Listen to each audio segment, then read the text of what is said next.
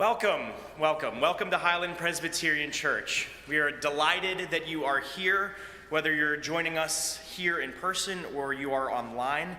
Thank you for being present for this Carson lecture. My name is Matt Drumheller. I'm one of the pastors here at Highland Presbyterian Church, and I have a couple of housekeeping items for you before we begin, if you're willing to lend me your attention for a few minutes before you lend Dr. Bass your attention.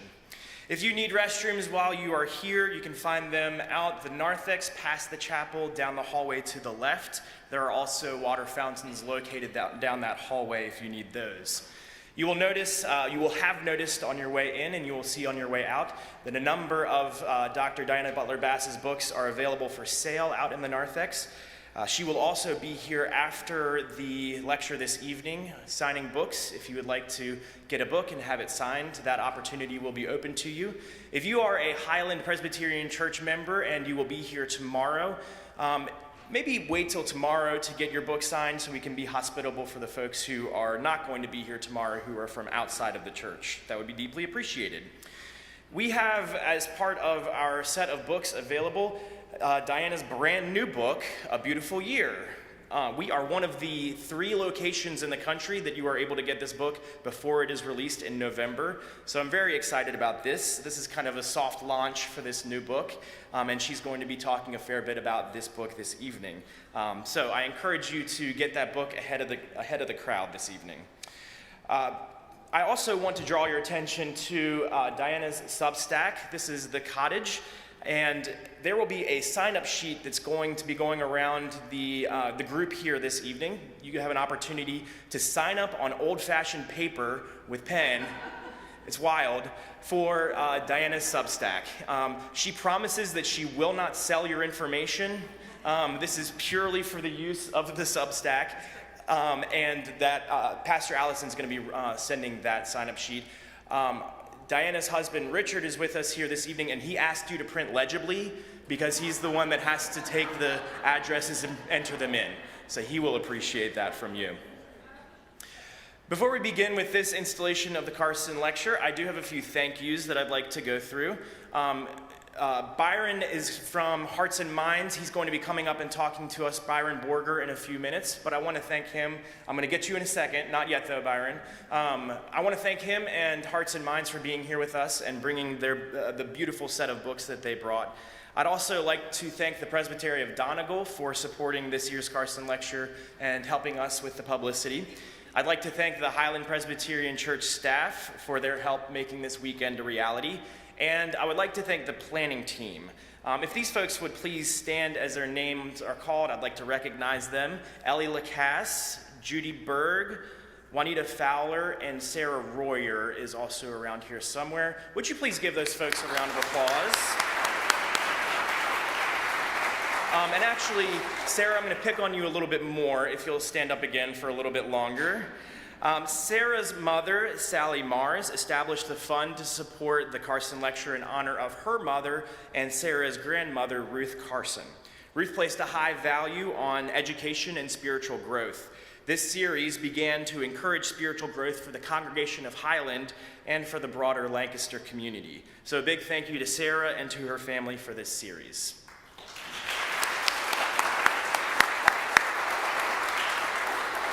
I also want to take a moment to recognize and acknowledge that this is the final lecture in the Carson Lecture Series. With the depletion of the funds over the years, the decision was made to close out this series with a bang and to create a space for what may be next. The lecture series has meant so much to the community of Highland and to the broader Lancaster community throughout the years. Begun in 1996, almost 30 years ago, the series has hosted many incredible speakers and has covered an amazing range of topics in the areas of education and spiritual growth. From Ann Weems to Reverend Dr. John Bell, Dr. David Migliori, Dr. Roger Nishioka, and Dr. Diana Butler Bass, the speakers for this series have been incredible, with topics like intimacy with God, the parables of Jesus, walking the mystical path. These lectures have been inspiring and enriching. We are so grateful for what this series has been through the years, and I am hopeful about what will be next for Highland and the Lancaster community. Now, before I introduce our speaker, I would like to invite forward Byron Borger from Hearts and Minds to say a little bit about Diana's books. I love Diana Butler Bass and her husband Richard, and when he says to write neatly, he's a book guy, so he understands this. He and I were acquainted in the publishing industry years ago, but we've known Diana as well. My name is Byron, my wife's name is Beth. We run the Hearts and Minds bookstore in Dallastown, and it's nice to see friends that read our newsletter and that know us from Hearts and Minds on the other side of the river. We've got all of Diana's books, almost all of her books that are still in print, but I'm just going to highlight one or two so you just have the lay of the land if you wonder where to begin. I really, really like this book called Grounded. The subtitle is Finding God in the World, a Spiritual Revolution. Revolutionary notion that God cares about this world, that the earth matters, that we're not just destined for heaven, but a renewal of God's good creation. It is a wonderful, wonderful book. Thoughtful, biblical. I think it's useful in a lot of ways. Glennon Doyle Melton, a creative writer some of you know, said, "I have forever been grateful for Bass's razor-sharp mind, but now find myself in love with her mystical heart and her gorgeous storytelling." God is definitely in this book. One of my favorites of Diana is sort of a memoir of her life. It's called Freeing Jesus. And what she does in this book is she looks at different phases of her life and how she understood Jesus in that age of her life, as a friend, as a Lord, as a king, as a presence. As she moved through life and matured in her faith, different understandings of the person of Jesus came to the fore. Not that any one was wrong, it's like a mosaic where she put them together. If you're interested in the person of Jesus and what it means to follow this person called Jesus, or if you're interested in spiritual memoir, this is a heck of a great book. Freeing Jesus, rediscovering Jesus as friend, teacher, savior, Lord, way, and presence. The one I think she'll speak on a bit tonight is called Grateful, the Subversive Practice of Giving Thanks. It is one of the more serious and thoughtful books on gratitude that I've ever seen. There's a lot of people writing a lot of cheesy stuff on gratitude as if it's some sort of simple thing. This is really the one worth reading, and I adore this book, and I wanted to recommend it to you. We are particularly excited to say that we are the first, I think, real bookstore to have this book. The publisher allowed us to have it. It comes out in November. You were at a conference just yesterday and had a bunch of them, but that was a conference. So this is the first soft launch. This is a real launch. This is a celebration. They're all marked down. They're on sale. We're going to be here. She'll be autographing them. Let's give it up for this new book, and congratulations.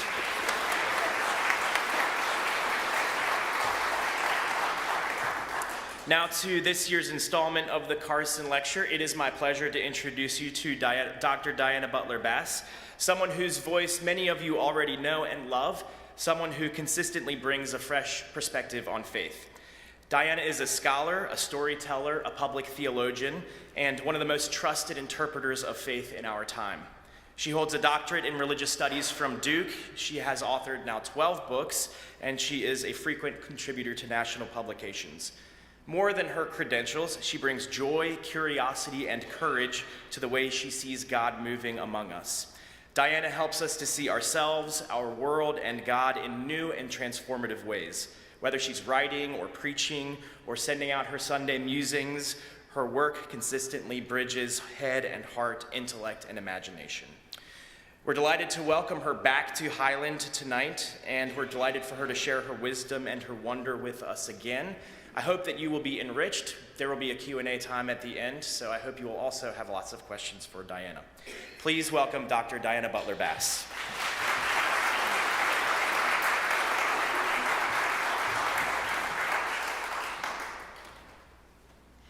Oh, it's so good to be here tonight. And, some days you just wind up celebrating a whole bunch of different things. We have this beautiful, amazing day in October. I get to be with some of my favorite people and have a brand new book launched by my favorite bookseller, Byron Borger, who always writes the nicest things about my books when he writes his book reviews. And every time I have a new book coming out, I sort of am just hanging in the back, waiting, wonder what Byron is going to say, because if he doesn't like it, then I know that I've blown it. So I was delighted by his first review of this book. I know there'll be a more extensive one coming, so thank you so much for being here. What a joy. And then it is also just a pleasure to be here in a surprising way. I knew months and months and months ago that I was going to be with you, and my topic for this weekend would be gratitude. I love talking about about gratitude as a spiritual practice. I love talking about it in churches, particularly in the autumn. There's something very good about giving thanks in the autumn, not only in terms of the days of our calendar. Our Canadian friends celebrated Thanksgiving this past weekend, and we're coming up to it in just a few weeks. But also it's usually stewardship season and special event season, and time to celebrate the life of the church. I don't know why all that falls so often in the autumn. Maybe it's towards the end of Pentecost and before we get back to the real Jesus-y seasons of Advent and Christmas and Epiphany. We take time in these months to think about what it has meant to be the church, and to look at ourselves and the good harvests that are in our congregations and among us. And certainly one of the good harvests that is here at Highland is this lecture series. When I was told that I was going to be the last lecturer in this series, you might think that that would give me a little pause and make me sad. It does. I live in a funny pocket of time. I was born in 1959. And so I remember the old main line that some people still miss, the one of full Sunday schools and overflowing churches and women in hats at Easter time, in pews and corsages on Mother's Day. That was until I was about 10 years old. And then everything really changed. And so I was in that bridge of a person with a vague memory, a little bit of nostalgia for that old world, enough to remember that it was a good and beautiful thing, and also to have lived my life as a churchgoer, mostly in the decades past that, and ask myself some serious questions, and ask my friends serious questions as well, about what does it mean to be in community, to embrace the life and way of Jesus, and to follow the teachings of this amazing, amazing human being that we call Messiah, that we call the Lord, who has shaped all of our lives. And what does that look like in our world today? And so I said I was born in that funny year of 1959. It means that my career in writing about these things has spanned this time that's been very, very challenging for Christians and for Christianity and for churches. And throughout that career, as I've spoken in churches all over North America and further abroad, I have spoken in many churches in which I was the last person to speak, not only in a lecture series that was being closed down, but to speak in a church before it closed. I remember one time standing in a congregation in Toronto, and it had been a congregation that had been there for over 150 years. I was the very last person to ever preach from its pulpit. And the church was full that day, unlike the many, many, many, many years before, as people came from all over Canada whose parents and grandparents and great-grandparents have been part of that community. And there I stood. So I'm kind of used to endings. And I'm used to the fact that endings are the opportunities and the moments of new beginnings. And so I stand here with you tonight, having been assigned months ago to talk about gratitude, feeling grateful for a wonderful and amazing heritage, and feeling grateful for a chance at a new beginning. And then my publisher said, guess what, Diana, the new books have come into the warehouse earlier. Do you think those people at the Presbyterian Church in Lancaster would want to hear about your new book as well as your last book? And I said, Sure, I'm sure they would. So I get to kind of split this weekend up a little bit. I'll be talking a lot about gratitude. Gratitude is one of my favorite subjects. And yet I'm also going to be talking about this, a beautiful year. Some of you may know that I write a lot about religion and culture, and religion in the news, and religion and politics.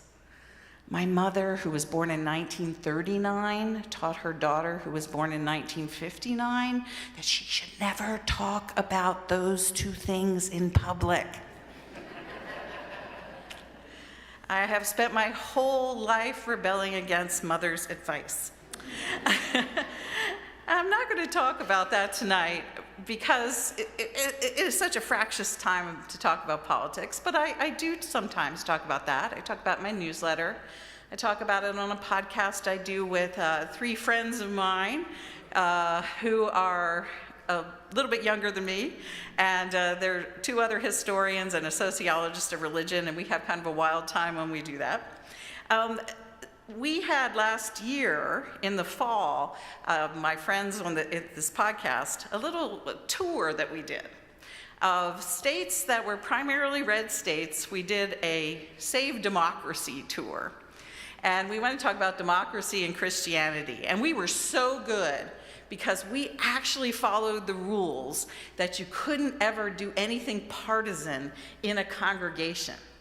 And so here we were on this tour talking about democracy in the run-up to this very conflicted election. And we were literally just sharing the things that we love about living in a free country and what Christianity means towards freedom and liberation, all these wonderful concepts that are central to what it means to be an American and also to be a Christian. And so I remember this one night we were in Atlanta, this great big Episcopal church, and someone came up to the microphone and asked the question, well, you 4 have been so inspiring tonight. What are you writing about next? And my 3 friends, who are Robbie Jones, who's written a lot about white supremacy. Robbie said, well, I'm writing a new book on my experience growing up in Mississippi as a white man in the South in the years of the Civil Rights Movement. And then my friend Jamar Tisby, who is an African-American historian, he's working on a book called The Spirit of Justice. And so he talked about that. And then my other friend is a woman named Kristen Cobes-Dumais, who wrote a very famous book called Jesus and John Wayne, which I'm pretty sure that a lot of you read because everybody everywhere I go has read that book. And she's writing a book actually on women in that same world now. So not Jesus and John Wayne, but I think it's called Live, Laugh, Love. And so it got to me. And here are my friends writing about white supremacy, this African-American quest for justice, and Christian nationalism. And the person said, well, Diana, what are you writing? And I said, well, I just finished writing a book, and it's called A Beautiful Year. And everybody in the congregation cracked up because everyone was having a really horrible year. And they said, well, how in the world can you think that anything is beautiful right now? There's so much conflict, and everybody is so angry. And people are arguing, and people are afraid to talk about the things that really matter. What is beautiful about this year that we're in? I said, well, I guess you had to wait for the book. And now I get to say what it's all about. I'm so excited. A Beautiful Year begins with a very strange question. It does actually start with a politics and religion question, but it's not about politics in 2025. It's more like about politics in the year 25. What do you think about when you think about the Roman Empire? How often do you think about the Roman Empire? Well, a few years ago, of course, this was a funny meme that was on the internet. And so this question, how often do you think about the Roman Empire, was a question that women would ask their boyfriends, their husbands, their brothers, their male friends, and they would record the answers. And so some woman would hold up the mic on her phone or on a camera somehow and say to her friend, how often do you think about the Roman Empire? And it turned out that men apparently think about the Roman Empire all the time. And this was completely shocking to the women who were asking the question, because then they would go on and say, I never think about the Roman Empire. Do women think about the Roman Empire? But the guys would not only think about the Roman Empire, they'd have their favorite emperors. They would know different names of wars. They would have an idea of what the extent of the boundaries of the Roman Empire were. They knew about Roman imperial architecture. It was amazing, the things they knew. And the women were just kind of like, what the heck is this? It was like men are from Mars and women are from Venus, updated to the Roman Empire. Well, I remember seeing those memes, and at first, I didn't get it. Because I have a PhD in church history, and that means I think about the Roman Empire all the time.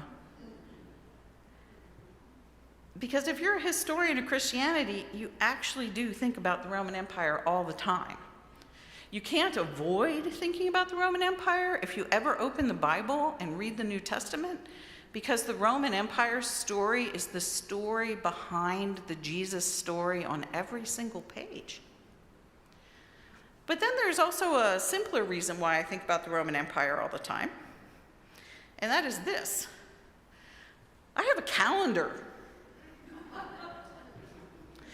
And the calendar, whether it is one that I look at on my phone or on my computer or on a wall or in an old-fashioned book with these little kinds of tags like this woman here on this particular slide, the calendar that we use is a calendar that is the remnants of the same calendar that was used in the Roman Empire.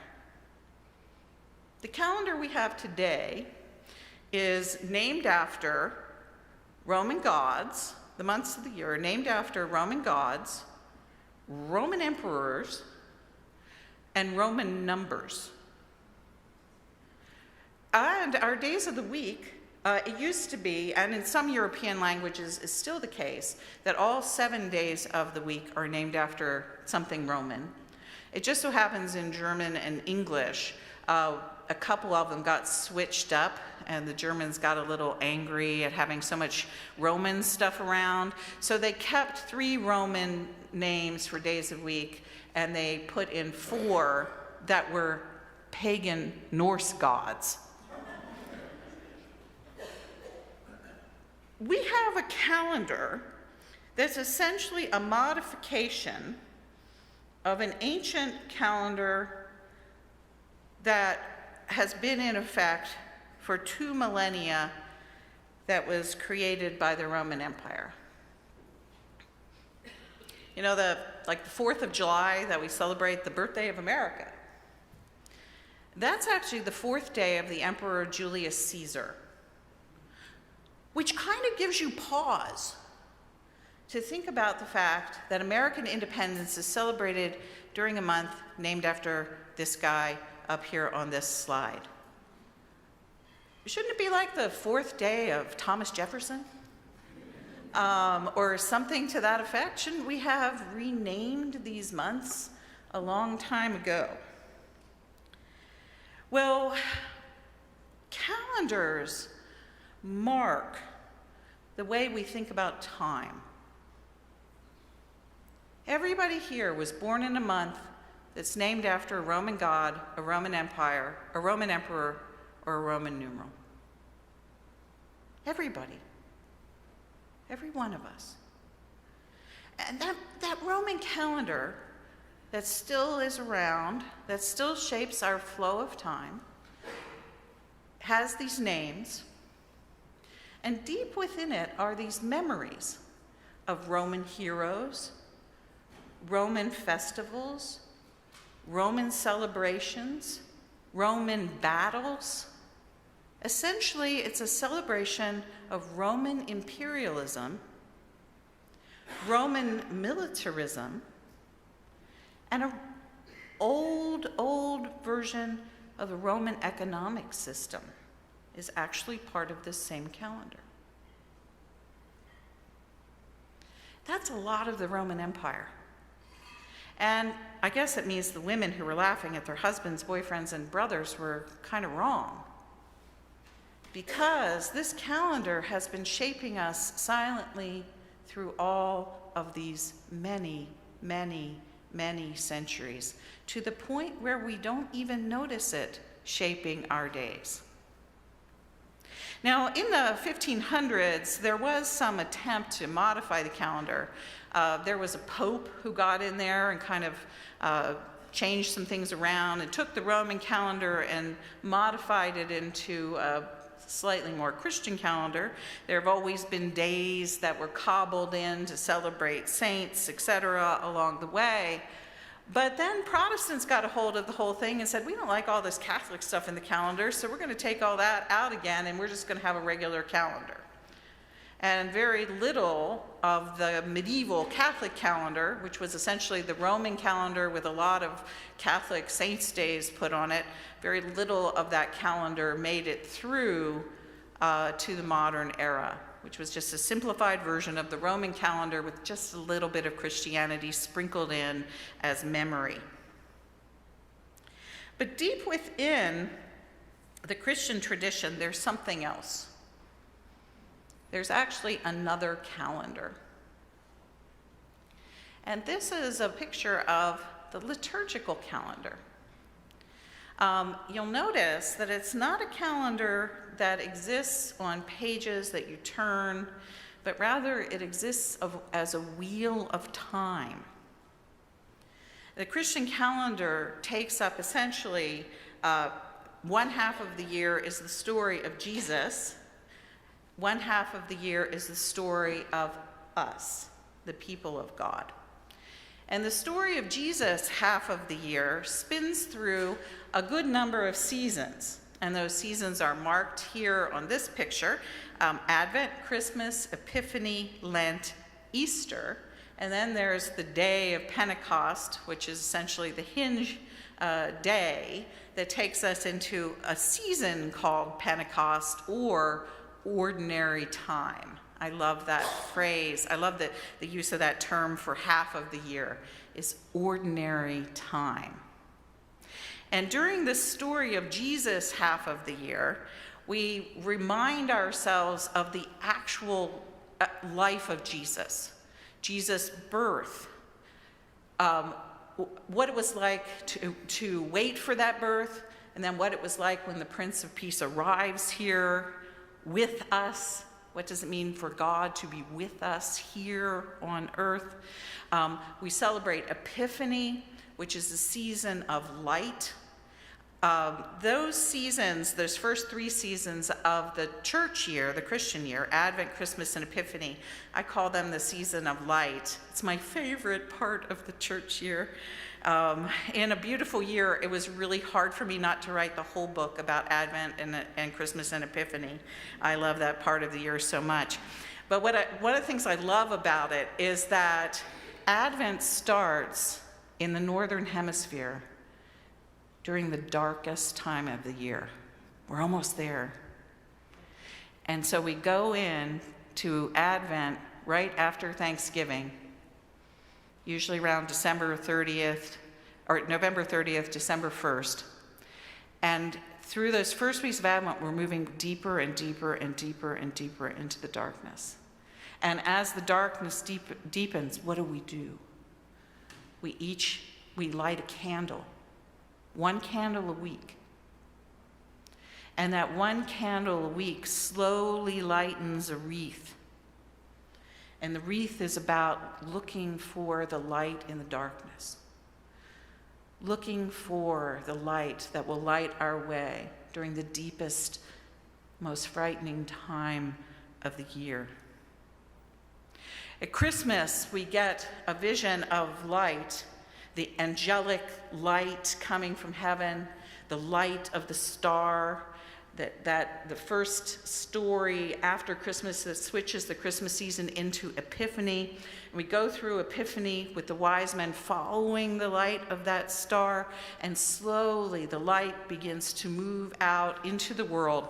And my favorite day in the whole of that cycle of the winter seasons of light is February 2nd. Now I don't know how many of you might be Catholics or Episcopalians or maybe really super high church Lutherans. But on February 2nd, there's an ancient holy day that snuck through some Protestant traditions, and it's referred to as Candlemas. And on that day, in the Middle Ages, people would bring their candles to church and have the priests bless them. And then they would take those candles in processions out into the world, into the villages and towns and the places where they lived. And they would carry the light. And the scripture that is usually read on that day, on Candlemas itself, February 2nd, or Sunday sometime right around that in a more Protestantized calendar, is, guess what? You are the light. And so the seasons of winter go from Advent, where there is no light, to Jesus' birth, then to Herod trying to extinguish the light, to the wise men following the light, and the light slowly spreading through the world until Jesus announces to his followers, "You are the light." That's only the first part of the Christian year. Then comes Lent, where we give ourselves a chance to think about death. That's a weird thing. Usually that happens like at the end of the year. You think about, oh my gosh, how many taxes am I going to owe the IRS this next year? That would be like in December. And you go, is there anything else I can give money to get my taxes down? I don't want death by taxes. You know, you think about death towards what is the linear end of the year. But not in the Christian year. You think about it in the middle of the first half of the year. What does it mean? That we are dust, and to dust we shall return. And we go through many weeks thinking of that. And then we get the great season of Easter. And then finally, the resurrection. Of course, the resurrection is Easter Sunday, but then Easter itself is 50 days. And you celebrate the implications, and you read about the implications of Easter for weeks after Easter. And then comes Pentecost. We often consider that to be the birth of the church. I write about it in this book in some interestingly different ways. And then we're plunged into the next whole half of the year. And the next half is not any longer about the story of Jesus' life, but instead it's about how we, as the people of God, take on the teachings of Jesus and center on a very particular part of those teachings. What does it mean to love God and love our neighbors as ourselves? The central teaching of Christianity. For one half of the year, we're supposed to be thinking about that. That, to me, is beautiful. And it has been over many years my practice to keep this calendar. I happen to be born, as I mentioned a few minutes ago, in 1959. I was born into a Methodist family, and I went to church all the time when I was a little kid with my mother. My dad was a florist. Florists were really tired by Sunday morning usually, and my dad only had one day off from work. It was a family business. So he didn't often go with us when we were really little. But my parents were both Christians. They took this stuff seriously. And we followed this calendar. I remember this calendar from when I was a little kid. It hung up in our Sunday school classrooms. Maybe you went to a church where it was visible too. When I was a teenager, I joined an evangelical church where this was a foreign language. We did not have pictures like this hanging up in anywhere in the evangelical church I joined as a teenager, a place called Scottsdale Bible Church. Hey, do any of you know a church in Mechanicsville that's an evangelical free church that's a really big, I think it's called like West Shore? Okay, the guy who was the founder of that church was my high school classmate, a fellow by the name of Phil Thorne. And some of you might know him. He taught for a couple classes, I think, at Messiah. And so you get if you know that kind of church, you might even know that pastor. You know kind of what my teenage years were like. This was a Bible church where all of the pastors went to Dallas Theological Seminary, and we had pictures up in our church as well, but they weren't pictures of a wheel, they were pictures of a line. And the line was about the end of time. And so hanging up in the congregation, there was a big map that had the beginning of creation with this big arrow that took you all the way through the whole of the Bible. And when you got up to the part where you were 7 years before the end, it became very detailed. There was this thing called the rapture, and then there was the tribulation that was following that, and then after the tribulation, Jesus was going to return again and judge the earth, and then there was going to be 1,000 years of the kingdom of God set up here on planet Earth, and then there was going to be a final judgment. I could draw you that map. And I'm 66 years old, and the first time I ever saw it, I was 14. We thought that the Bible presented Christianity as a line with a beginning and a middle and an end. And we were living really close to the end.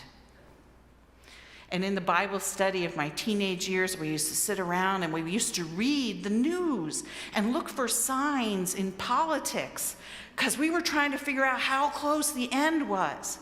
And our parents and grandparents, my parents didn't go to that church, they thought that I had lost my mind. My mother would actually cry when I got home from Bible study, and she said, "Oh my gosh, we have failed you. You've become a fundamentalist." And so I had the only mother in town who was sad that her kid was going to church instead of parties. And so anyway, but I was really into it. So we were just, this is one of the things that gave me my great love of religion and politics. Because see, politics was part of the map. And you had to watch everything that was going on to be able to read the signs of the times. And some of you probably know this. Maybe you grew up in something like this. Maybe you still kind of have it hanging around your mind. Maybe you still believe this. But this is one of the ways that people do look at the Bible, as a story with a beginning, a middle, and an end. We're close to the end. I have to tell you the secret, though. In the Bible church, while we were doing this, after all the grown-ups left, the teenage girls, we would sit around and say things like, "Oh, I hope that doesn't happen before I have a chance to get married, because I really want to have sex." Some of you were in that Bible study, I can tell. And of course, you couldn't have sex outside of marriage, so we all were praying that the end times would come because we wanted to meet Jesus face to face, but just not yet, Jesus. Just not yet, okay? So what happens if you think about the Christian year as a circle or a wheel of time versus thinking about the Christian story as a line? How does it change? You see, if you have a line and you think that this is the way the year is, with a beginning, a middle, and an end, it's kind of a race. Who finishes best? Who finishes first? Who finishes with the most stuff? Who finishes? Who doesn't finish? What does it mean to even have a beginning and middle and an end of a year. But here, there's no beginning, middle, and end. There's just a wheel of stories rotating around and around, year after year, season after season, telling you the stories of Jesus and the stories of ourselves again and again and again. My adult faith has taken me away from lines. I don't really like lines very much. Any of my friends will tell you this. I hate drawing lines. I hate it when people talk about red lines. I hate it. I'm kind of like morally opposed to lines. Instead, my imagination has turned towards all kinds of circles and spirals and rose windows and interlaced patterns and all sorts of things that are beautiful. This is actually a great rose window in a Catholic cathedral in Belfast, Northern Ireland, with the most astonishingly green stained glass I have ever seen in a cathedral. My camera didn't catch it quite as green as it was, but standing there in Ireland and the light falling through this green window across the floor of the Catholic Church was just, it was a magnificent experience. And you can see in this picture the Celtic knots that are part of the design on this great rose window. I was also this past summer in another place with a lot of circles. This is the great labyrinth at Chartres Cathedral. I was on a pilgrimage, and the pilgrims were allowed private access on a Thursday evening to walk this labyrinth in just ourselves. 25 people in the darkened cathedral walking this great labyrinthine circle in the middle of its floor. This is also a picture from Ireland, of course, a great Celtic cross. And when I wear crosses now, it is always a cross with a circle around it, holding the stories of Jesus in that rounded shape, that nimbus of faith. And that's what a beautiful year is about. It's a journey. I don't tell you about the Christian year. Instead, I take you through it over the course of 1 year with 52 readings for every Sunday, telling the stories of that cycle and trying to help myself and anybody who cares about the words that I put into the world to see that circle differently, to try to stop thinking about who wins and who loses in a world that is established by lines and divisions and starts and finishes. What if we are in a world where time is layered, where time retraces itself, where time is woven into other times, where layers of time live on top of one another in a mysterious and beautiful fashion, and that it isn't a story about winners or losers or who's going to be in heaven at the end, but it's instead a story of the deepening and widening, ever-growing circle of faith. And so I just want to read you one piece to give you a taste of it, and then I'm going to just give you a chance to respond with asking questions. I wanted to pick something that is coming from an upcoming day. And so I picked this piece. It's for All Souls Day on November 2nd. And, well, it explains itself. I grew up in a Methodist household in Maryland. Even though the state had been originally settled by English Catholics, the only Catholics I knew were classmates at school and a few of my parents' friends. Methodists and Catholics kept their distance in those days. I once peeked into the Catholic church across the street from our Methodist one. The paintings and statues of the saints shocked my Protestant eyes. I had always dwelt in the unadorned, word-oriented world of faith alone. Despite my surprise, Northern European Catholicism, like the sort celebrated across the street from my childhood Methodist church, was visually more reserved than the Catholicism found in Southern Europe and Latin America. Imagine my surprise when my family moved to Arizona, where, in those days, most Catholics were of Mexican heritage. Their buildings and festivals were unlike the pastel palettes of the sanctuary across the street. The German Catholics I knew were modest in both piety and practice.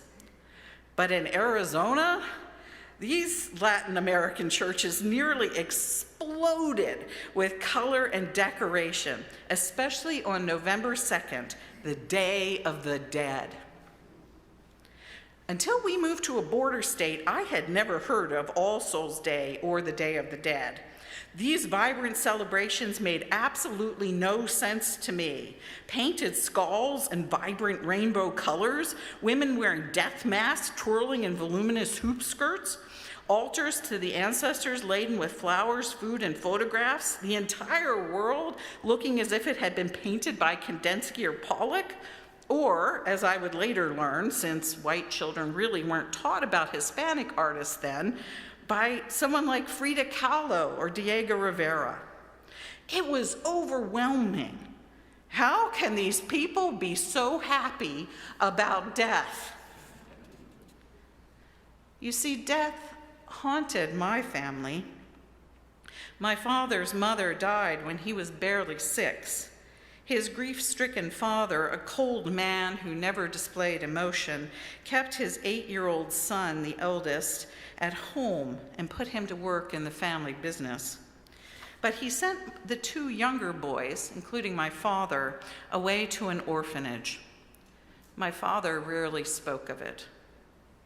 In hushed tones, my mother secretly told me that it was Dickensian, with little food, worn hand-me-downs, and multiple children sleeping at night in a single bed, often on soiled sheets.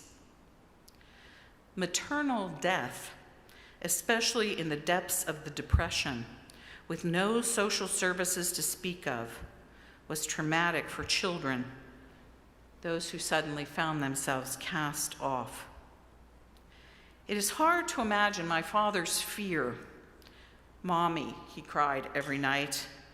"Mommy, Mommy." He was a small child forcibly separated from his parents. Eventually, my grandfather remarried, and his kindly new bride rescued the 2 sons and brought them home. My father, however, remained damaged for the rest of his life. The horrors of that time never left him. I've never known anyone quite as terrified of death as he was. He couldn't look at a skeleton or watch films that involve violent death without trembling.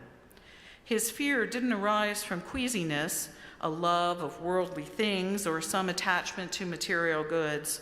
He was afraid because at a tender age, he met death as a foe, an unwelcome force that destroyed love, security, and safety.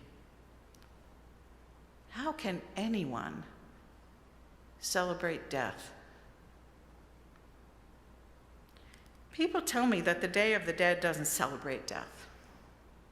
Rather, it celebrates life by mocking death, dancing with it, bribing it with food and gifts. The Day of the Dead commemorates the souls of all who have been taken from their loved ones, a fate we ultimately share with them. And remembering them is a kind of spiritual rebellion against death's power. All Souls is a festival that invites death to a party, a family reunion that no separation can foil. Death may come for all of us, but not today. This is the day of mirth. Seize it. Some families can't talk about religion or politics. Others find it difficult to talk about money or sex. In my family, we couldn't speak of death. I never heard my father utter the word death until he was weeks from dying. We sat on the patio one evening, just the two of us. Only then did he want to talk about it. I was not 6. I was 40. But he wanted to prepare me for the separation to come. I'm sorry, he said. Sorry I wasn't there for you more, when you were little. Sorry. His voice trailed off. It's okay, Dad, I replied. You did good. I love you. We sat in awkward silence. His fear of death had so often isolated him from others, from me. He feared the attachments of love. But death was there, in the warm Arizona dark, waiting. More of an embrace than a terror. And speaking of it, recognizing its presence, brought us closer. Perhaps those last moments would have gone more easily had death been an old friend instead of an unwelcome intruder. All the fear seemed a waste.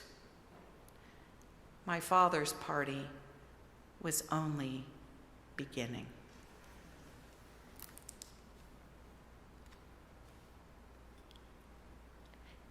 It is a beautiful year. For Christians, it is always a beautiful year. And every year, as we spin around the wheel, as we follow the labyrinth, as we walk the circle of faith, the years grow more beautiful.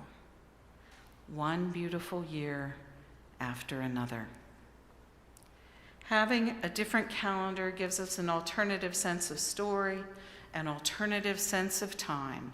We need not live controlled by the calendars that tell us to celebrate the military, capitalism, imperialism. Think about the holidays we have now. Who cares about Black Friday? Bank holiday. Oh yeah, that's going to teach me something really important about the universe. Amazon Prime Day. Election Tuesday. Think of the days that control us. What do they give us? They give us conflict and division and greed and all kinds of things that are not worth celebrating. Faiths survive, religions survive empire when they have their own sense of time. When their people know how to live their stories and deepen their identities in ways that are different than the worlds in which they are forced to live. To claim now a beautiful year is literally the most rebellious thing I can think about doing.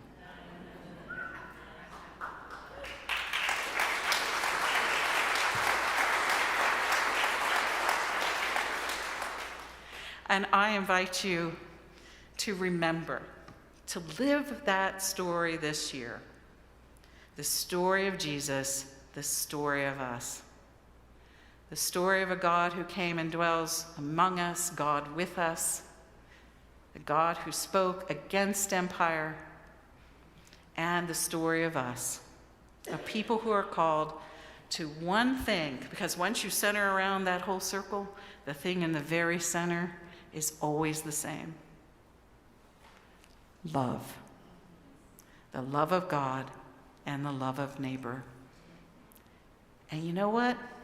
Nobody can draw a line between us when we're standing right there. Amen.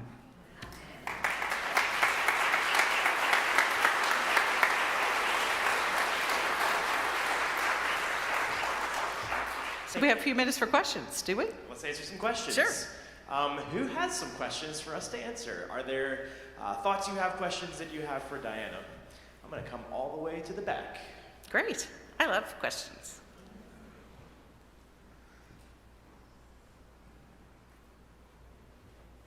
Hello. First of all, thank you for being here and wonderful job speaking. My question is, what was the catalyst for you changing your thought process of time from a line to the circle? What really prompted that discussion in your mind? Oh my gosh, that's a really great question. Byron held up that book about freeing Jesus. It was really a journey over my adult lifetime. I think primarily that switch for me happened when I was in my late 30s, up to the time I was basically 50. And I had become involved when I was, after the Bible church, I went to evangelical college and evangelical seminary. And when I was at the seminary, I had become very attracted to an extremely narrow form of Calvinism and wound up being married to a person who graduated from, and these are easier things to talk about in Pennsylvania because you actually know what I'm talking about. He went to Westminster Theological Seminary over in Philadelphia. And so this is a very, very rigid form of Presbyterianism, very rigid form of Calvinism. And we got married, and my life kept constricting itself. And people who are part of that tradition and the tradition itself tend to really love lines. They talk about truth with a capital T and orthodoxy with a big O, and who's in and who's out, and who's a heretic and who's not. And so it's literally about drawing lines. And so I was there. I mean, I was a partisan. I was part of that universe for a little while. And the further and deeper I got into that universe, the more I realized how much I was hurting people I loved. And I can remember one day looking in the mirror at myself and seeing a human being I didn't recognize because of my theological beliefs. And I gotta tell you, that's a pretty ugly thing when you get to that point. And I realized how many people I had hurt by my own narrowness, by insisting on lines, and that was not really who I had been. It was only a sort of a thing that I kind of adopted at a period of real fear and doubt and confusion in my own life. And yet there I was going down this path. And I didn't want to be there anymore. Any of you who have a background in church history might know that this is actually true. And I know this because my background is in American religious history, that there were a good number of Puritan women who committed suicide or tried to commit suicide because of Calvinist theology. And we actually have this in diaries and letters, and there's recorded evidence of this. And so I remember standing there thinking, oh, well, maybe that's what I have to do too. And I hope this doesn't cause anyone distress, but I literally tried to jump out of a window over Calvinism because it was the only way I could figure out how to get out of this very narrow universe in which I constricted for myself. And I didn't succeed, and that's good. I had a choice to make then. Did I want to continue going down this very narrow path, this narrow road, which I do not think is the same narrow road that Jesus was talking about. I think it was a narrow road that I was put on, and it was not one of love. Or could I just admit that I was wrong? And that's what I did, is I said, okay, I was wrong, and I don't want to be on this road, and I don't want to end up wherever this is taking me. And so I literally turned around, walked back down the road that I had just come up, and changed everything about the life that I had. And part of that change was finding myself in new theological spaces and thinking about things differently and reading the Bible differently. And eventually, in that journey, the most compelling image came to me to be circles, tables, spirals, alternative architectures of faith. And I think that for me, that transition between a linear faith and a faith that is circular was the biggest theological transformation. And notice I didn't say liberal or conservative. You can have things that are conventionally, I think, seen as being more conservative and be sitting at in a circle or being in a circle of faith. You really can. And you can have things that are more liberal in that setting too. And you do have forms of, I talked about the narrowness of a particular conservative Presbyterian Calvinist form that I had embraced, but there are liberal traditions that are that way too. And I know those as well at this point in my life. So for me, it's not really about this sort of theological label of liberal, conservative, left, right. It really is the structure, the spiritual imagination we bring to the structure of faith. And what is the shape of the journey that we are on? And so I just love that you asked me that question, because I'm not entirely sure that we hear that question asked clearly enough in our churches. And yet I feel like there are probably millions of people who are longing to ask that question. Because most of what religion seems to do is offer people a narrow, single, straight line path. And most of us know that life isn't that way.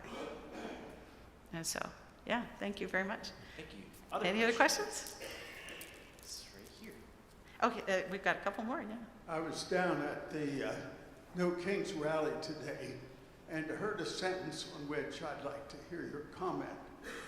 Izzy Waddell said, "We're the only species on Earth that gives a damn about boundaries." About boundaries? Yeah, it is. I mean, it's an interesting thing. I might want to say that my dog actually cares about boundaries. If you come into his territory, he might get a little bit upset. I don't know if I want to make it quite that cut and dry, but we're certainly the only species on Earth that turns boundaries into a factor of our identity, where anything that is outside of those boundaries becomes an enemy. And so the way that we use boundaries as human beings is often been just incredibly destructive and hurtful. And I do think that there are boundaries that do provide safety. Anybody who has had any training, for example, in abuse cultures, who might be a therapist or a pastor, there are appropriate boundaries of relationships. And in that case, boundaries are good because they establish the parameters of healthy relationships. So in that sense, I wouldn't want to say that boundaries are always bad. But in human history, we can look at that big picture and say that boundaries have been tools of oppression and violence more often than not, especially when it comes to politics and forms of social control. So, yeah, this is why I don't get invited to speak at No Kings rallies, is because I'm like an academic, and you ask me a simple question, I come up with a long, flowery answer. But some of my political friends actually like me on their shows because I slow them down occasionally and get them to think a little bit more deeply. It's like, no, I just really don't think I would put that on a sign. There was a question up here. A woman in the orange jacket. Thank you for correcting me.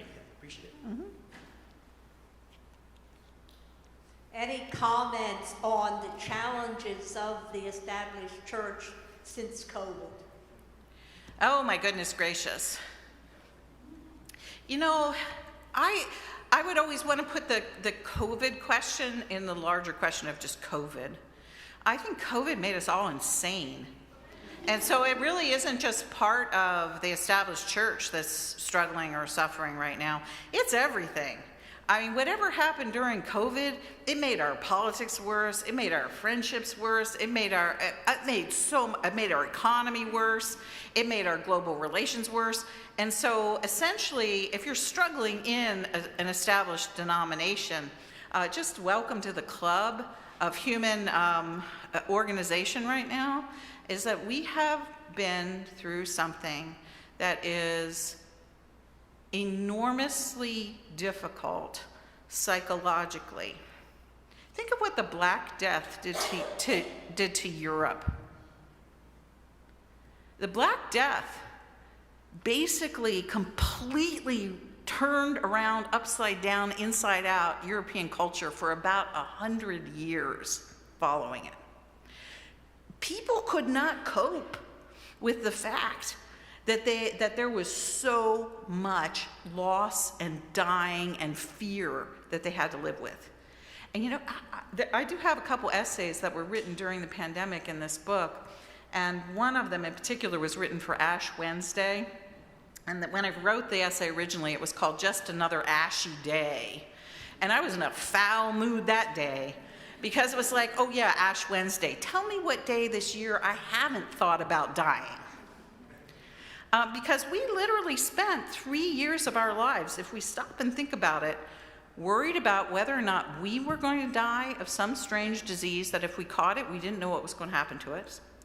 Worried that if we didn't die, we might give it to someone we love who might die. Having people who were close to us die, or becoming a vector of disease that would actually create death for thousands of people we would never even know dying. Now, if that isn't just a little psychologically and spiritually upsetting, we're not paying attention. And so I think that what happened in a lot of our institutions is we decided to not pay attention.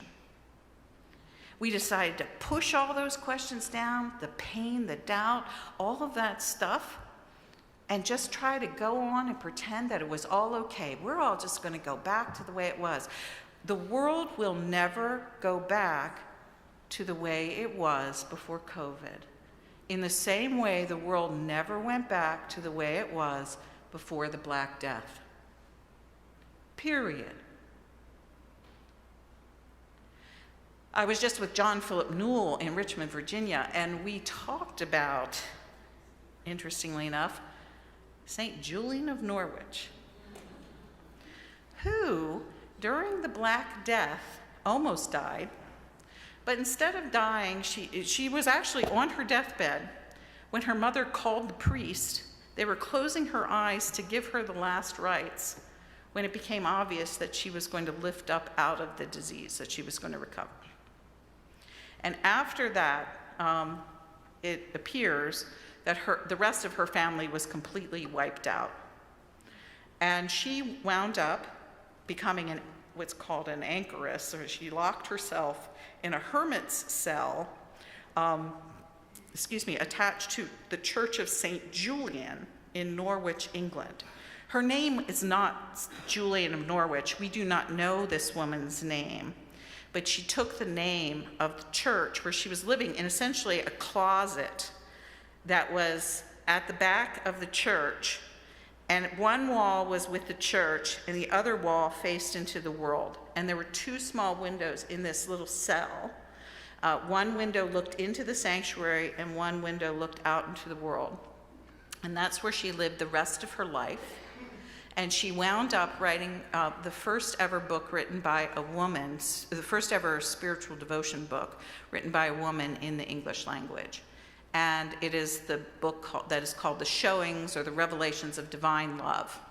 And the most famous line from that book is one that many of you, I'm sure, can say with me right here and now.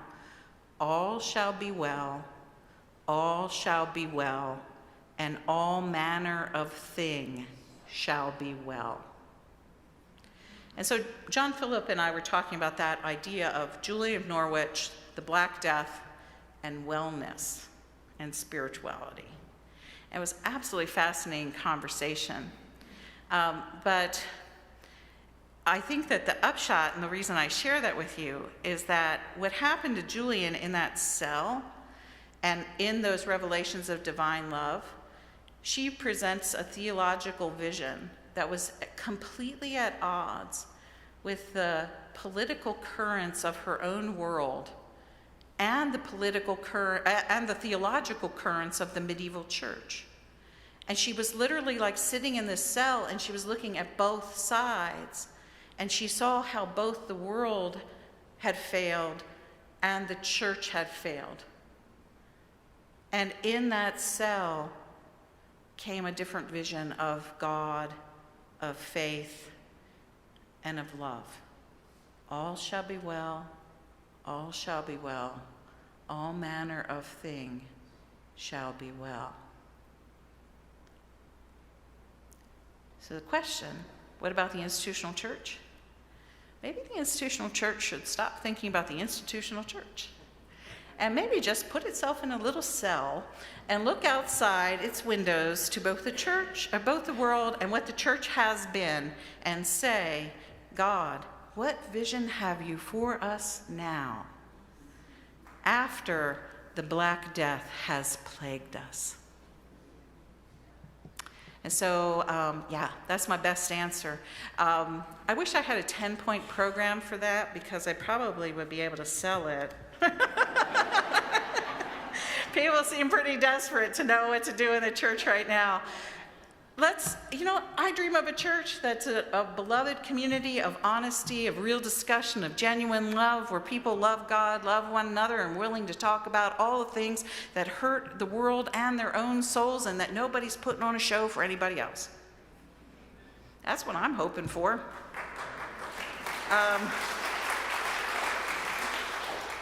Right now, a Christianity that isn't a Christianity of honesty, profound truth, a willingness to stand up for the poor, the oppressed, the hurting, the suffering, the lost, and the despised, is a Christianity that nobody's caring about.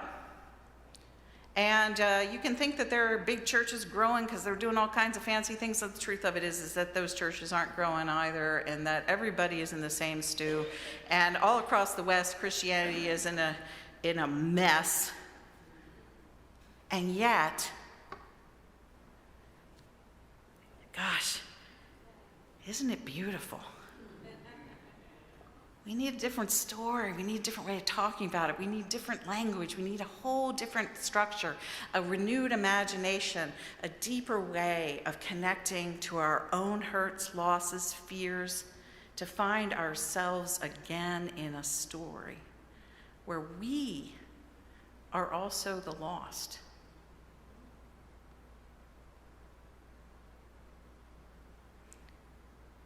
Nothing is as it was, and yet the wheel just keeps on turning.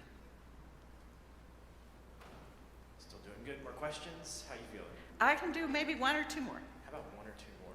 Yeah. Come to this side of the room. Yeah, good idea. Would you please speak a little bit about your work with Dr. Elizabeth Can you hold it up a little bit? There you go. With Dr. Elizabeth Schrader? Oh, really? You want me to talk about that? One of the things that's so beautiful right now about the work that I have done, and I write about it in A Beautiful Year, just a little bit, is several years ago I met a young, then PhD student by the name of Elizabeth Schrader. She has since been married. She's Elizabeth Schrader Polsker. She teaches down the street at Villanova. Anytime you like, you can invite her to come up and meet with y'all. She has become very quickly a world's leading controversial expert on Mary Magdalene.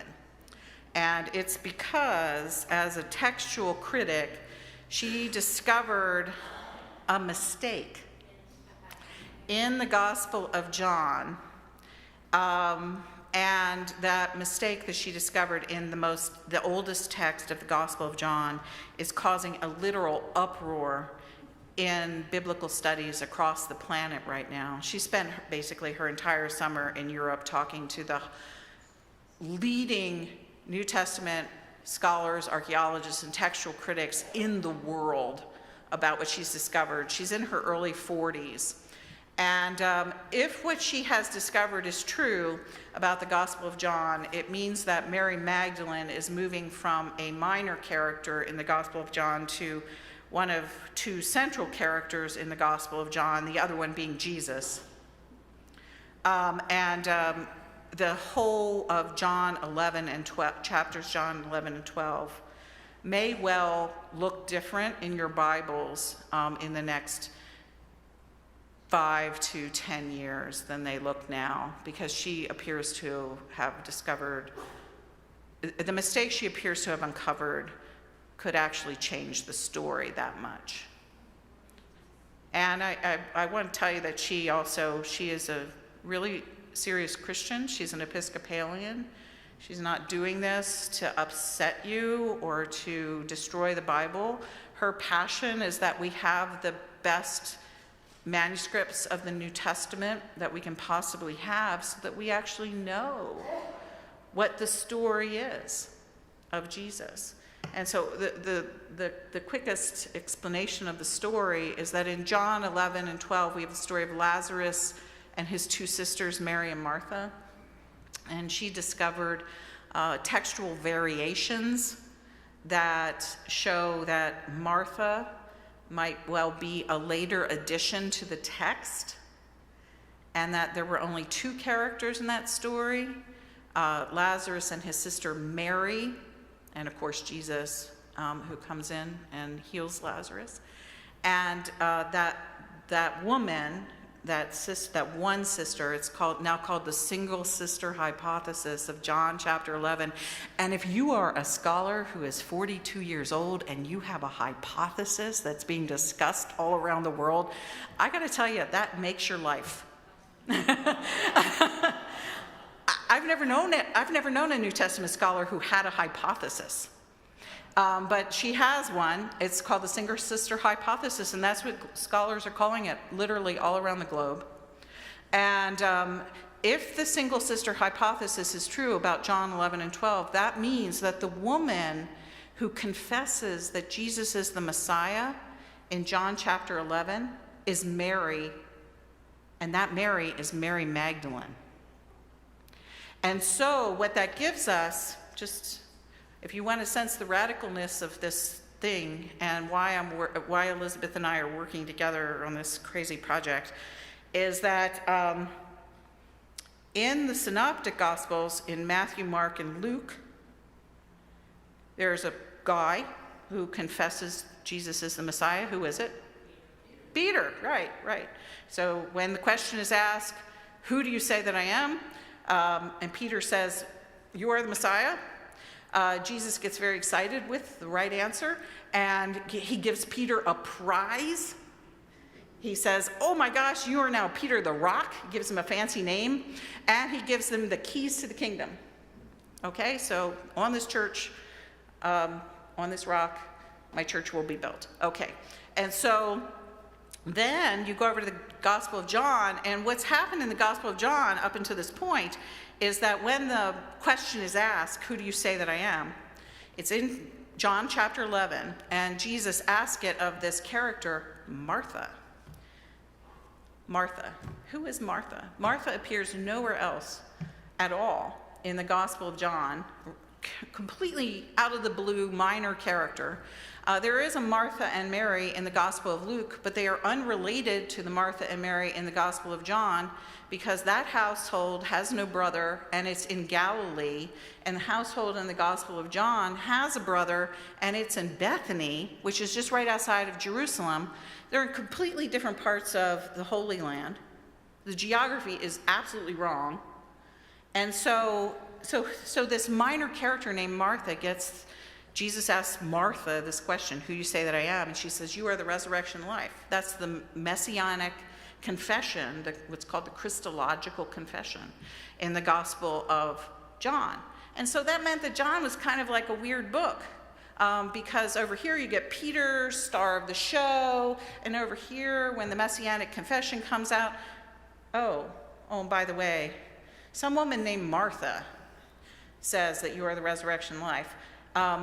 But if there is no Martha, which is the textual problem that Libby has uncovered, the woman who says that is Mary Magdalene.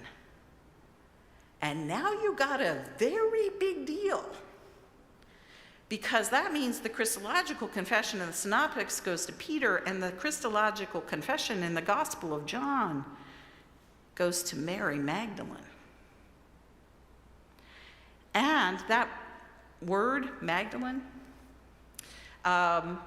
historians have been talking about this for about 20 years. If you've ever been to Israel and you've gone on one of those little tours, they might have taken you to that town in the north part of Galilee on the lake and said, oh, this is the town that Mary Magdalene was from. This is the town of Magdala. The town wasn't called that in the first century. The Tourist Council of Israel made that up. So that's just for the tourists. What historians have known is that that town had a completely different name in the first century. So Mary, she might have been from there, but her name, Mary Magdalene, is not Mary of Magdala, because that's not a town in the first century. What Magdala is a Hebrew Aramaic word for tower. And so for a while, before Libby's research, some historians have been saying maybe Mary is Mary the Tower, Mary the Magdala, Mary the Migdal, is what it would be. And that we have over here Peter the Rock and Mary the Tower. Now you start seeing what this could potentially develop into. Are we looking right now at some of the most serious revolutionary scholarship that has ever been done on the Gospel of John, pointing us in the direction of the early church witness in the Bible? I am not reciting a Dan Brown book. I am not telling you about a Gnostic gospel. I am talking about the Gospel of John that you have, if you're a Christian, read your entire life, that you carry around in that book that has been written in that way since the 4th century. And within it, there may have been all the time a story that was obscured by a textual error that has now been uncovered. And that story, and what a beautiful story it would be, is that the church's foundation is Peter the Rock and Mary the Tower. Both.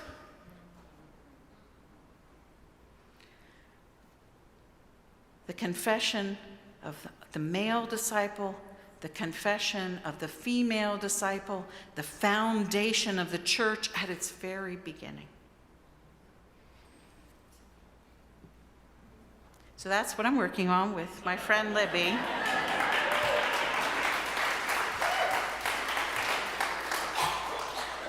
And Libby's always finding new and amazing things. As I said, she spent the summer in Europe. She's been working on art history stuff with a bunch of art historians who have now discovered that there's a whole bunch of art history evidence that for a single sister hypothesis from the 1st, 2nd, and 3rd centuries on Christian funerary art. When that story was done in art, it was up until about the 4th century, it was all done with only Jesus, Lazarus, and one sister, not two sisters. So that's really quite exciting. And there's all sorts of other interesting things brewing in that front too. So I love telling Mary Magdalene stuff. I've gotten in a lot of trouble for teaching about Mary Magdalene. I can lecture about it for 3 or 4 hours off the top of my head. And one last question. One last question. Okay. Yeah. I think it was one over here. Was it here? I was expecting my friend Phil Thorne to pop out of the audience and say hello. You mentioned one of my personal high holy days, which is February 2nd, Oh, beautiful. Candlemas. Partly because it's halfway between the winter solstice and the spring equinox Right. in the northern hemisphere. Yeah. And to me, that turning toward the light as we cycle through the year is one of the greatest celebrations of hope. Yeah. For me, it has been for a number of years because of that middle space. We're not there. Mm-hmm. We're not at the equinox, but I'm wondering how that compares with the thought of the line. I really like the line because I like to get out of winter and into spring, but at the same time, the cycle really speaks very loudly. Yeah, I never really think of those dates as lines. Those are transitions. And I think of them more in transitions around the wheel of the seasons. And that is really beautiful, and I'm glad that you mentioned that, because Candlemas, that February 2nd date, is really a significant and interesting date. Celebrated as Groundhog Day, in some places where you're looking for. Hello, Pennsylvania. It's celebrating as Groundhog Day. It's also St. Bridget's Day. Very important day in Ireland, and Ireland is in the pathway of adopting Bridget really as its second saint. The Republic of Ireland has now made February 2nd. I loved being in Ireland this summer. They're the only country I know in the world, secular country I know in the world, who actually put a new saint's day back on the calendar. And so they celebrate St. Patrick's Day and they celebrate St. Bridget's Day as state holidays in the Republic of Ireland. I'm all for this. So I'd be with that. And then it's Candlemas too, which is this incredible day. And so all of them are about transitions, the transitions and they're funny because, you think of Groundhog Day, will it or will it not be spring? So it's not really a line. It's kind of a blurry thing that happens with a little creature crawling out of a hole. And it's really that way in Northern Europe too, with that turn towards spring. Although you're getting the more light, you don't know if you're going to get a big snowstorm the next week in many places in Northern Europe. So it transitions, can be fuzzy. They can be slower. Liminal time doesn't always end as quickly as we like, as if we were walking over a line. But I think you know that. Yeah. So thank you so much. Thank you for letting me celebrate the new book with you all. Really.